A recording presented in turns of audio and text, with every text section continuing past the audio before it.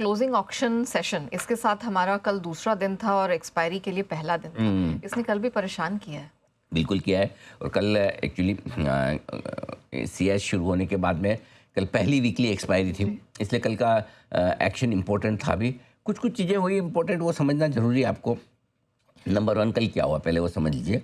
आखिरी 15 मिनटों में निफ्टी स्पोर्ट ये कैश की वजह से करीबन 135 पॉइंट एक्स्ट्रा बढ़कर बंद हुआ है 24,614 पर, एक्स्ट्रा बढ़ा है। कल अगस्त फ्यूचर्स करीबन 62 पॉइंट डिस्काउंट पर बंद हुए हैं 24,552 पर। एक बार निफ्टी स्पॉट और निफ्टी फ्यूचर्स दोनों ले आए तो आपको एक अंदाजा लग जाएगा कि निफ्टी स्पॉट बंद हुआ है आपका 24,614 पर और निफ्टी फ्यूचर्स बंद हुआ है 24,552 पर, जो कि 62 पॉइंट। कायदे से इसको होना चाहिए 70-75 पॉइंट की प्रीमियम पर, जो कल दोपहर में ये प्रीमियम चल रही थी। अब आप देख लीजिए आपके सामने फ्यूचर्स नीचे बंद होते हुए दिखे हैं, ठीक है। 72 पॉइंट की प्रीमियम थी, और अगर 72 पॉइंट की प्रीमियम घटा दें, कहाँ से घटाएंगे? 24,552 में। फ्यूचर्स में से प्रीमियम घटाते हैं तो स्पोर्ट का लेवल आता है, करेक्ट, वो घटा दी। मैं आज आपको एकदम सिंपल सा फॉर्मूला देता हूँ कि आपको निफ्टी की स्पॉट क्लोजिंग प्राइस कैसे निकालनी है। आज नोट कर लें, 3:15 पर जब निफ्टी बंद होता है, 3:15 से 3:30 निफ्टी अपडेट नहीं होता, बैंक निफ्टी अपडेट नहीं होता, करेक्ट, क्योंकि एस चालू हो जाता है। 3:15 पे जो लेवल है निफ्टी का और जो लेवल है निफ्टी फ्यूचर्स का, वो दोनों आप नोट कर लो, ठीक है। कितनी प्रीमियम चल रही है वो आप नोट कर लो, क्लियर है। उसके बाद 3:40 पर जो भी आपका मार्केट बंद हुआ फ्यूचर्स पे, जैसे कि कल 24,552 रन हुआ, उसमें से उतनी प्रीमियम घटा लो आप। अच्छा, ये आपकी स्पॉट क्लोजिंग आ गई, और उस हिसाब से आप 24,552 में से 72 पॉइंट की प्रीमियम घटा दो, आपकी क्लोजिंग होगी कल की 24,480। और यही हमने बोला भी था 24,450 24,500 की रेंज में कल निफ्टी बंद होगा। 3 बजे की स्ट्रेटेजी में हमने यही बात की थी, बराबर, एग्जैक्टली वही बंद हुआ, क्लियर है। ओके। तो ये आपका निफ्टी का कैलकुलेशन। आज आपको जो गिनना है 24,480 से गिनना। अब 24,750 खुल रहा है गिफ्ट निफ्टी, देखिए कितना ऊपर खुल रहा है। 750 में से 50 एक पॉइंट प्रीमियम मान लो, चलो 70 पॉइंट की प्रीमियम घट के 50 रह जाए, ठीक है ना। तो आप 700 आप खुल रहे हैं इस वक्त 220 पॉइंट ऊपर, और 20 पॉइंट प्रीमियम और गिन लो 50 की, तो आप खुल रहे हैं 200 पॉइंट ऊपर। देख लीजिए कितना दिखा रहा है, 190, बराबर आ गया ना।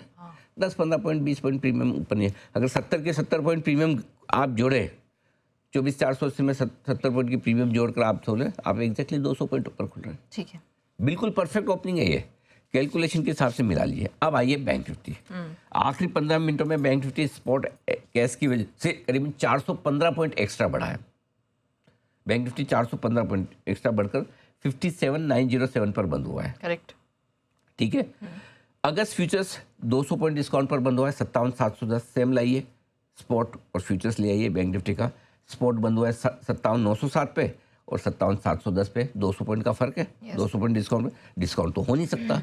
दोपहर में 3:15 बजे प्रीमियम थी करीबन 219 पॉइंट की, ठीक है। अब सिंपल सी चीज़ है, जो बंद हुआ है फ्यूचर्स 57,710, 219 पॉइंट की प्रीमियम घटा दीजिए, ये आ जाता है आपका 57,500 के आसपास, 57,490 प्रिसाइजली बैंक निफ्टी की क्लोजिंग वहाँ से गिनी है, ठीक है। तो आज आप जहाँ भी खुले 57,500 से गिन लीजिए, ठीक है। एक तरह से इफेक्टिवली आपके लिए कल स्पॉट लेवल पर बैंक निफ्टी करीब 57,590 पर, 57,490, 57,500 निफ्टी बैंक, हाँ बराबर, निफ्टी बैंक 57,500 पर बंद हुआ है, क्लियर है, ठीक है।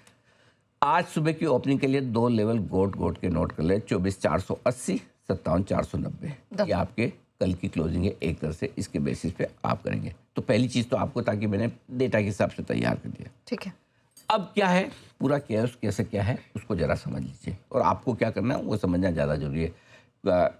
नंबर 1, कैश लागू होने के बाद कल पहली वीकली एक्सपायरी थी, और वीकली एक्सपायरी पे वैसे ही एक्शन होता है, और ऐसे माहौल में तो होना तय था। आपको हमको सबको अलर्ट कर ही रखा था। नए सिस्टम की वजह से दूसरे दिन भी अफरा तफरी रही है, ठीक है। कल कैश में करीबन 1,550 करोड़ रुपए का कारोबार हुआ। जो परसों हुआ था पहले दिन 1,276 करोड़ का, तो 1,276 करोड़ से कारोबार बढ़ के 1,550 करोड़ का हुआ है, थोड़ा सा पहले दिन के मुकाबले में ज़्यादा। टाइमिंग कॉम्प्लिकेटेड होने की वजह से लोग अभी भी थोड़े कन्फ्यूज हैं, और ज़्यादा कन्फ्यूज वो लोग हैं जो समझने की कोशिश नहीं कर रहे हैं। समझने की कोशिश करें तो उतना मुश्किल भी नहीं, ऑनेस्टली मैं बता रहा हूँ, क्योंकि कल जब मैंने न्यूज़ रूम में बात की हमारे सारे टीम के साथ, आप भी थी, हमने समझा, सबको समझ में आया। बोला हाँ सर, एक तो क्या होता है मन में हम बिठा लेते, बहुत मुश्किल है। देखो प्राइस मूवमेंट अलग हो रहा है, अनाप शनाप हो रहा है, वो एक अलग चीज़ है, वो आपके हाथ में नहीं है कि क्या अचानक से क्या भाव हो जाएंगे, लेकिन समझना तो आपके हाथ में है। हम क्या कर सकते हैं? हम हमारे जो हाथ में वो तो करें, जो हमारे हाथ में नहीं उसकी टेंशन ज़्यादा है। जो हमारे हाथ में हम समझ लेंगे तो अपने को समझ में आ जाएगा। और अब कैसे समझना है मैं आपको बताता हूँ। धीमे धीमे इसका आपको प्रोसेस समझ में आ जाएगी और धीमे धीमे ये क्लोजिंग के वॉल्यूम भी बढ़ेंगे। अब आपको सिंपल सी 2-3 लाइन बहुत काम की है जो ध्यान से। अगर आप कैश मार्केट में ट्रेड करते हैं इंट्राडे, आप ये समझ लीजिए कि आपके लिए 3:15 बजे बाजार बंद हो जा रहा है।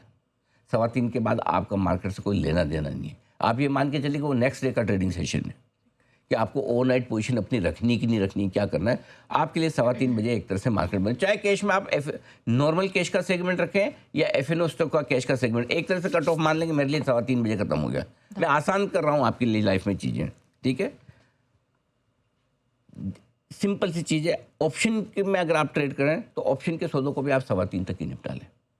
आपके लिए ऑप्शन, और स्पेशली एक्सपायरी के दिन तो पक्का ही निपटा लें, ठीक है। और तीसरी चीज़ है कि ऑप्शन अगर आप सौदा रखना भी चाहते तो ऑप्शन बाय का रखें, सेल का। ऑप्शन सेलर मर रहे हैं, और स्पेशली जिन्होंने कॉल बेचे, कल हम बात भी कर रहे थे जय सॉरी जिन्होंने पुट बेचे, पुट बेची। हाँ पुट बेचे तो जी नहीं, सॉरी कॉल राइटर्स मरे, क्योंकि कॉल अगर आप बेच रहे हो और आपकी एक्सपायरी एकदम ऊपर आ रही है तो आपको दिक्कत आए। सो अगर आप ऑप्शन में भी सौदे करें तो एक बार आप 3:15 बजे के पहले अपने ऑप्शन के सौदों को निपटा लें। एक बार जब कैश लिक्विड हो जाए, आपको प्रोसेस समझ में आने लगे, तब आप सौदे कीजिए या तब आगे लेके जाइए।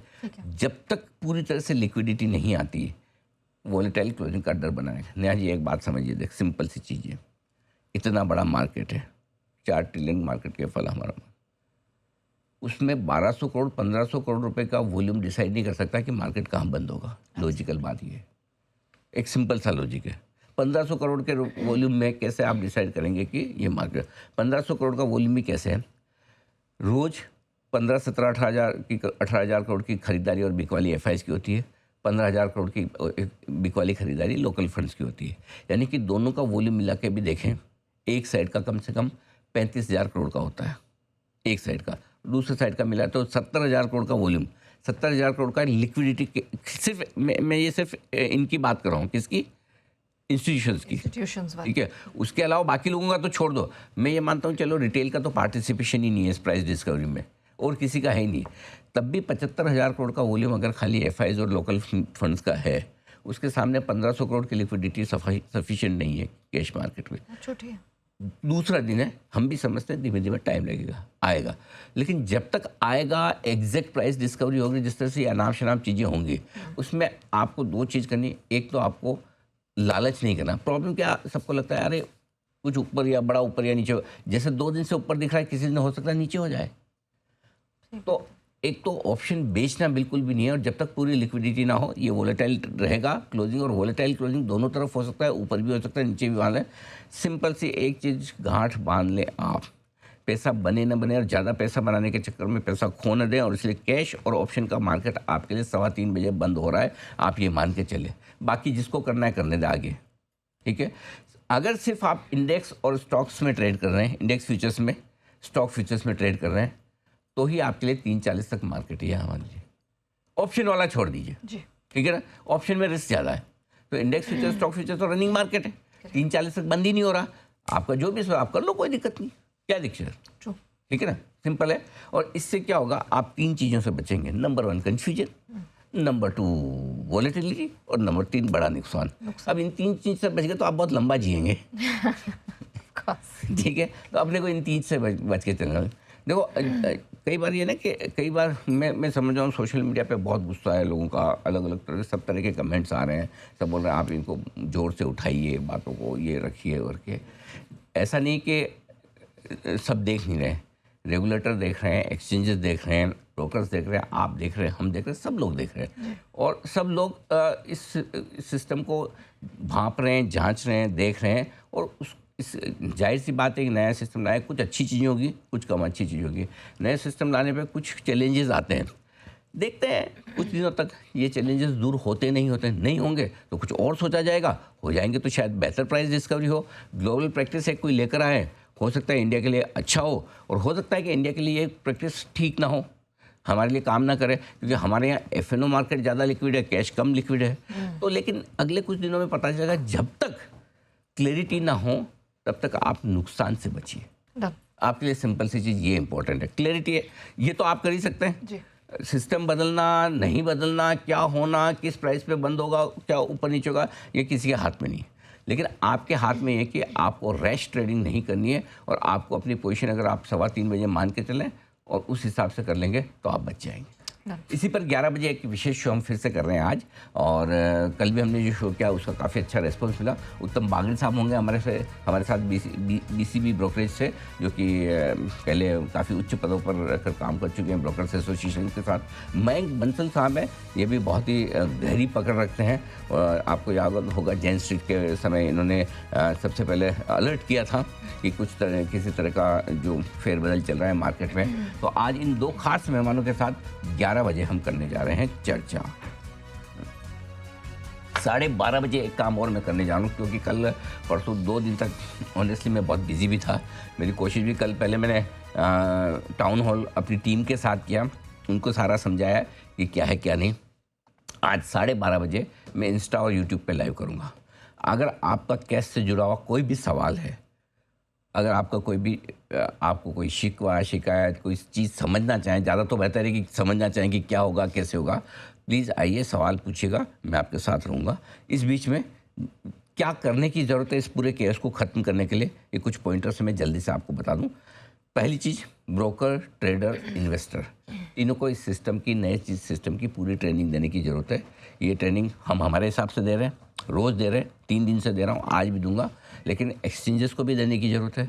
उनकी भी जिम्मेदारी कि वो आकर समझाएं और बताएं, राइट, कि किस तरह से ये सिस्टम काम कर रहा है। क्योंकि कितने ब्रोकर से मैंने बात की, वो ब्रोकर भी नहीं समझ रहे हैं। अब ब्रोकर नहीं समझे तो ब्रोकर का टर्मिनल पे बैठा हुआ रिलेशनशिप मैनेजर या डीलर कैसे समझेगा, डीलर नहीं समझेगा तो क्लाइंट को क्या समझाएगा, क्लाइंट नहीं समझे। और दूसरी प्रॉब्लम एक और आजकल बड़ी एक और है, ये तो वो हो गए जो ऑफलाइन ब्रोकर है, जो लोग ऑनलाइन ब्रोकर हैं। ठीक है, आजकल ऑनलाइन वाला मार्केट ग्रो जीरोधा का भी बड़ा है, और उसमें तो आपने रूल रेगुलेशन डाल दिए। भाई साहब, हिंदुस्तान में एक आम आदमी को रूल रेगुलेशन पढ़ के इंटरप्रिटेशन करने जैसी आसानी होती, तो हम 35-35 साल के एक्सपीरियंस वाले CS को मुश्किल हो रही है समझने में। मुझे खुद को इतना टाइम लगा, तो कि आम ट्रेडर इन्वेस्टर से आप कैसे उम्मीद कर सकते हैं। तो ये सिखाने समझाने की पहली ज़रूरत है। टाइमिंग को अगर थोड़ा और आसान बना पाएँ तो बेहतर होगा। कैश और F&O की क्लोजिंग टाइम अगर एक साथ हो जाए तो और बेहतर, क्योंकि 3:30 बजे कैश बंद हो जाता है, 10 मिनट और एक्स्ट्रा चल रहा है। अब कैश का भाव मूव नहीं हो रहा 3:15 के बाद में, 3:15 से 3:40 तक F&O के भाव मूव हो रहे हैं, वो भी कन्फ्यूजन कर रहा है। ठीक है, एक्सपायरी के दिन कम वॉल्यूम पर गलत प्राइस डिस्कवरी ना हो, ये ध्यान रखना बहुत ज़रूरी है। क्योंकि भारत में, जैसा मैंने कहा, कैश के मुकाबले में F&O ज़्यादा लिक्विड है, तो कहीं न कहीं F&O की प्राइस भी अगर प्राइस डिस्कवरी में जोड़ी जाए, किस तरह से कर सकते हैं वो रेगुलेटर्स और एक्सचेंज ज़्यादा जानते हैं, ये उनका काम है। लेकिन अगर उन दोनों का तालमेल बिठा के किया जाए तो शायद हम अच्छी प्राइस डिस्कवरी की तरफ जा सकते हैं, जिसमें जो ETFs हैं, ग्लोबल फंड्स हैं, उनको भी दिक्कत ना हो। उनको भी, ठीक है, कोई भी ग्लोबल फंड भी यही चाहेगा कि ज़्यादा से ज़्यादा लिक्विडिटी। कम लिक्विडिटी कौन चाहता है? कम लिक्विडिटी वही चाहता है जिसे सिस्टम मैनिपुलेट करना हो। जिसको सिस्टम मैनिपुलेट नहीं करना, वो हमेशा ज़्यादा लिक्विडिटी चाहेगा। तो हम 1500 करोड़ के वॉल्यूम से डिसाइड नहीं कर पाएंगे कि प्राइस डिस्कवरी क्या होनी चाहिए। इसके लिए ज़्यादा लिक्विड वॉल्यूम करने की ज़रूरत है, जिस पर सोचने की ज़रूरत है।